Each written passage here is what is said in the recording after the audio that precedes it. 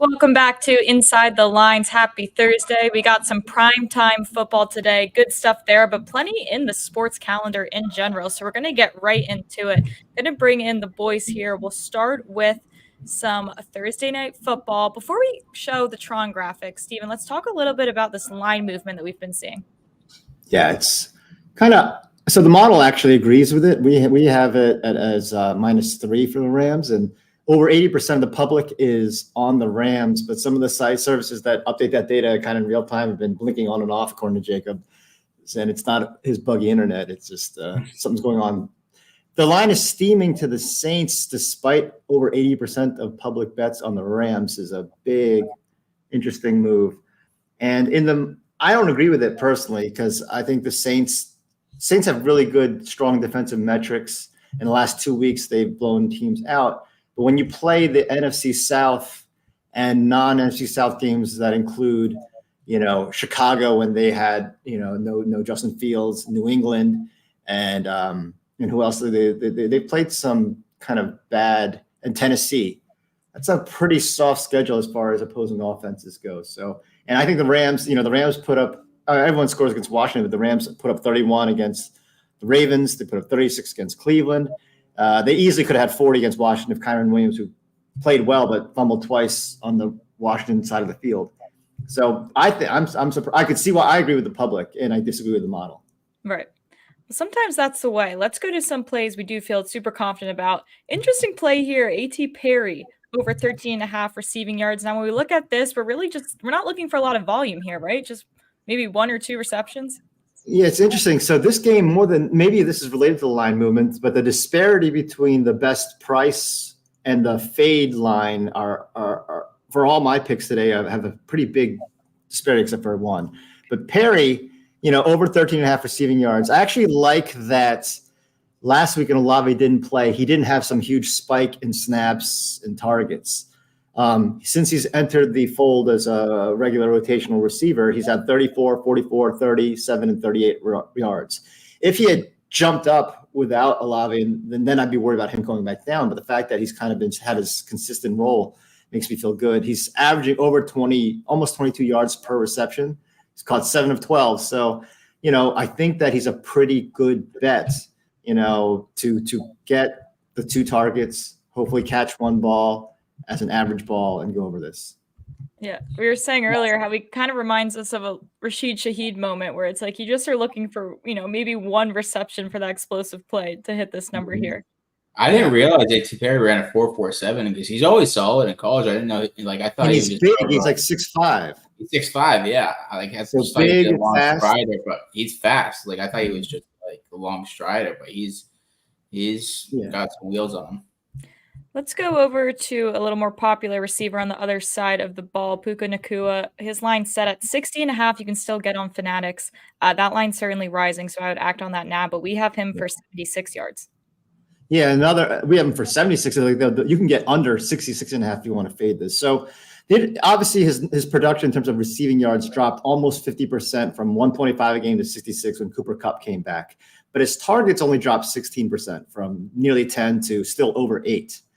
But I think the interesting thing about them is while his percentages of target share, receiving yards, and those numbers will go down, when Kyren Williams has played, the offense has been so much more effective that the number of plays, they were getting consistently under 60 plays during the time when Kyren Williams was out. But the start of the season and then the last 3 games, they've had a lot of 70-plus play games.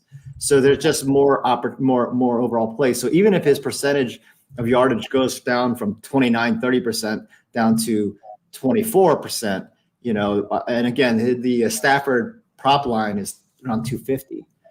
I think that this is still a good bet for him to get to the 76 that we expect. So you're less concerned with the target share situation. You think that him being on the field helps Puka just keep the whole team on the field, which in turn. Yeah, he's averaged 93 yards in games with Kyron Williams plays. And I think that might be, the metric that I'm relying on. Okay. I like that. Thinking outside the box. Let's hit a few questions with the model before we get to our last prop here. Let's take a look at Jamal Williams. Looking at 5.5 carries. I think we have him at around 5.8, but maybe there's some value on his yardage. Yeah. We don't have any values on his yards if it's at 18.5 line. We have 19. We only have him just 3.2 yards per carry in our projection. But over 5.5 carries, we do. I'm not quite sure what to do with Taysom Hill here, though. With Taysom Hill and Kendra Miller, that's the problem. You don't know because you never know if it's going to be the game where Taysom Hill gets 10 carries or 1 carry. It's like he's going to get way over or way under. He's not going to get the 20 we were projecting. Yeah, so get 40 or 0. Yeah, play an outline for Taysom Hill if you're going to play him at all. But Kendra Miller, he looked good before he got hurt, so that scares me a bit with Jamal Williams. I was looking at Jamal Williams props too, so. Looks like Higbee we have for 3 receptions and 31 yards. Is that line 24? Yeah, well, the consensus line we were receiving was pretty low. So, yeah, we like Higbee. When he plays, he's been pretty reliable the last few weeks. The backup tight end Davis Allen had some good moments in his absence, especially against Baltimore. So maybe there's some worry that he might get some snaps, but I'm not sure. All right, let's go back over to the other side of the ball here, going to Alvin Kamara. Receiving yards here seems like a low line given what he's been producing this season. Yeah, I mean, it was as low as 29.5 since yesterday. It just ticked up to the lowest number of being 30.5, which makes sense on last year's production where he averaged a little over 4 receptions and 7 yards per. But this year it's been way up. It's been over 6, and he's been around 40 yards, I want to say, for receiving yards. And yeah, he had a weird game against Carolina with 3 catches and negative 11 yards. But other than that, he's been cruising over the 30 number fairly consistently. The one game that was close, he had 7 catches. So I'm a little worried about why the number will be set as low as is, but I'm not going to overthink it in this case. I like to sometimes double check where the Fantasy Football Today experts have him. And they have him as running back 7, which is a little low considering in PPR, how productive he is. So maybe there's something that's not broadly broadcast as far as if someone could tell me if during the game last week, if there's any point that he looked like he came up lame at any point. All right, he looked pretty good for when I was watching because I had him in my fantasy playoffs. Is there a specific matchup against Aaron Donald that he does poorly on? I don't think so. No, I played over 4.5 receptions here. So I think it's because the number of targets, even with Michael Thomas out, Lynn Bowden, who is he is a converted running back receiver, right, from Kentucky? Yeah. I knew it. Anyway, he's been getting some more targets, and again, AT Perry. So maybe it's just a lot of balls. You never know when Taysom Hill, and even the ghost of Jimmy Graham has been the red zone guy. Mm-hmm. Yeah, Jimmy Graham's line's 5.5, but yeah, so 6. His touchdown number could be interesting. Big Cheesy asking about some interceptions here. If we have value on either of them to go over half an interception, probably with Stafford, we have him projected for over 1 interception per sim. Mm-hmm. I would think there's value there, even though he's been very clean the last 3 weeks. He's due. You do, yeah. I don't think he usually goes 3 weeks in a row without a pick if you just look at that game log. So right. 2 weeks free interception, and then he has a pick in the 3rd game. So, this is a very unique parlay here, I guess you could call it. Puka Nacua, 1+ reception on Rams' first drive, and Cooper Kupp on the first drive as well at minus 105. That's more of an opinion for you guys. Over 1.5 each? No, just 1 reception. So if they get 1 reception on the first drive, each. There was 12 drives a game, maybe. We don't have. I don't. They're both straight bets. The problem is if they go 3 and out, then you're screwed. You hit 1, but if you hit one of the 2, if you hit Nacua, you're even. If you, I don't know. So it's sorry, I'm can't multitask. What do you have to see? Either of them get one? Yeah, you just need 2 receptions combined from either. Okay. It's just you need 1+ reception. So 1 reception that hits the bet. Well, so if we haven't projected for a combined 10 point, let's round it up to 11. There's probably 12 drives per game. So, it probably wouldn't be value. Yeah, probably right there. I would probably stay off. All right. Just curious. Might as well see. All right, let's move on to another football game being played today, the Boca Raton Bowl. And somebody's got a bet on it, and it's going to be Jake. So let's go over to a player prop situation you have here from both teams. Yeah, I mean, who doesn't bet on the Boca Bowl? I actually went to the Boca Bowl a while back when FAU played in it, and that was when Devin Singletary was on FAU, and he ran like 180 yards that game. But I'm just playing it safe here with a parlay at plus 168 because it's still so risky to bet on any of these props. LaQuint Allen, I saw that Syracuse's quarterback's out and they're playing a quarterback who has 1 career pass for -6 yards. And so they're going to run the ball quite a bit. He's only a sophomore and he's coming back and he seems bought into the new coach who was Georgia's secondary coach. We have him projected for 28 carries and 165 yards after all the transfers out of Syracuse. He pretty much gets 20, 25 carries a game. So even with that, he should get plenty of carries. So I played 110 just to be safe. USF has the 131st ranked defense in the country out of 133 teams. And then on the other side, Byron Brown for South Florida, 40+ rush yards. We have him projected for 64 yards. And I just went back and looked at Syracuse games against running quarterbacks, and they've given up quite a few yards to running quarterbacks. I know Georgia Tech's Haynes King had 80 rushing yards against them, and I think 2 of the 3 rushing quarterbacks that they faced and went over this year pretty easily. So plus 168. I'm don't want to sweat 2 bets separately. I just rather play it together and add a little bit of a lottery at 168.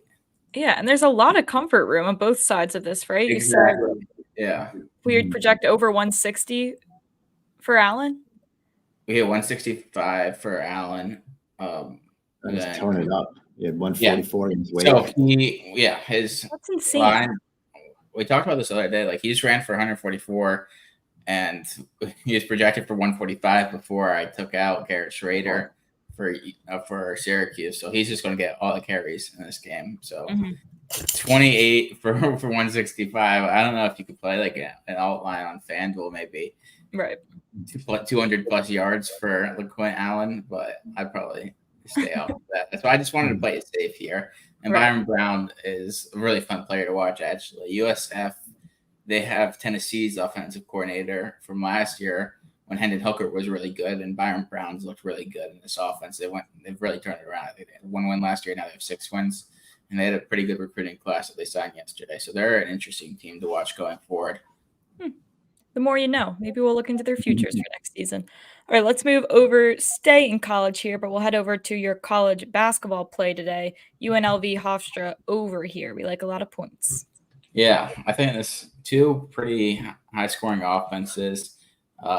I just think that some of the low-scoring games between these 2 teams have been because they played teams that were slower paced, like St. Mary's was slower paced against UNLV, but that game still went over. And the games that have gone over barely went under. And Hofstra is just a fun offense to watch. They shoot a ton of threes, so if they're hitting threes, this game could go over pretty quickly. I mean, they're called the Running Rebels for a reason. They're pretty fast paced usually. Yeah, 50% 3-point attempts. Okay, let's head over to the association. I'll keep my eye out for any questions. If you still have NFL or college football questions, feel free to continue asking them. But we're going to head over to the NBA. Let's start with, we have 2 props in this game. The Spurs headed to Chicago. Or not 2 props, 2 plays. But we'll start with Chicago. You like them to cover the 4.5 against the Spurs here. Yeah, Chicago's been playing really well without Zach LaVine. They're 7-3 straight up, and 9-1 against the spread. Last 10 games. Yeah, they played last night, but it was a relatively easy win against the Lakers in impressive fashion. And yeah, the Spurs are obviously a terrible team. Even with Wembanyama, they average 106 on the road. They lose by an average of 15 points per game. Are you a Wemby hater? No, I think it's fascinating that a guy can have zero impact. The team can be worse with him. It's almost impressive in its own right. It doesn't make any sense. Yeah. But we do like his blocks prop, right? I don't want to steal your thunder, Jake. Yeah, so his blocks props at 2.5. We have him projected for 2.9. I'm surprised it was low because he's hit this, I think, in 4 of his last 5. I guess it's probably a little low because he was injured last game, but I know the game before the line was 3.5.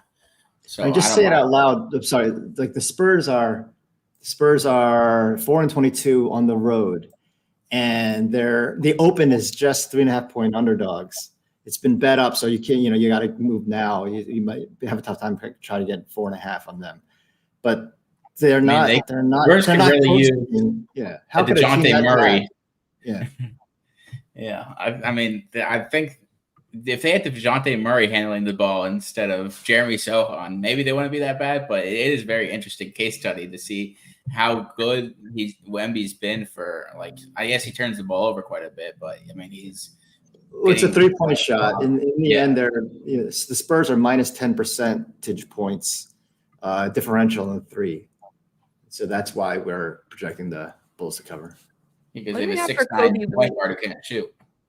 Kobe White, Nick has always on Kobe White. Yeah, I mean we have a kind of what he's been doing recently without Levine is pretty big, consistent low 20s scorer and loading stat sheet. So we actually have overvalue.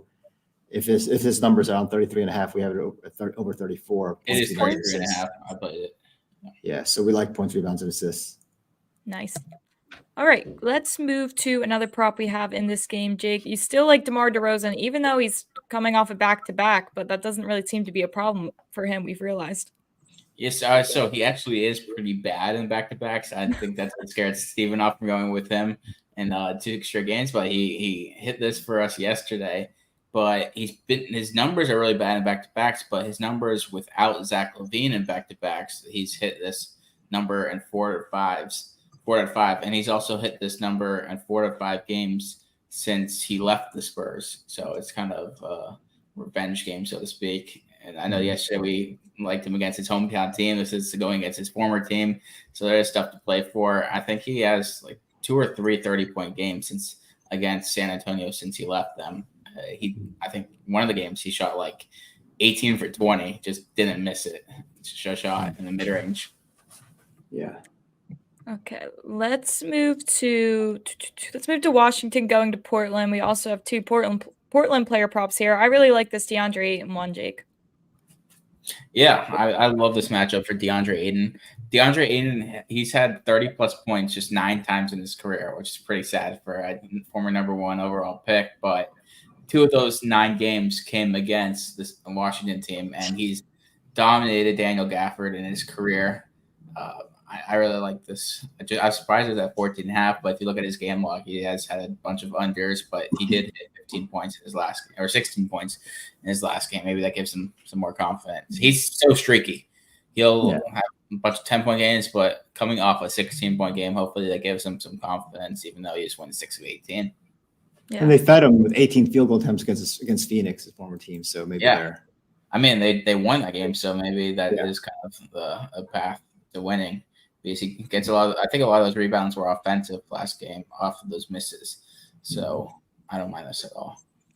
Let's head over to his teammate here with Simmons over 35.5 points, rebounds, and assists. Yeah. Anthony, I mean, he's he missed a lot of the start of the season, but since he's been back and the other injuries at the guard, Shaedon Sharpe, he's been getting high 30s minutes and well over 20 shots. He had one game where he didn't do much. I think he got hurt, but he came back the next game.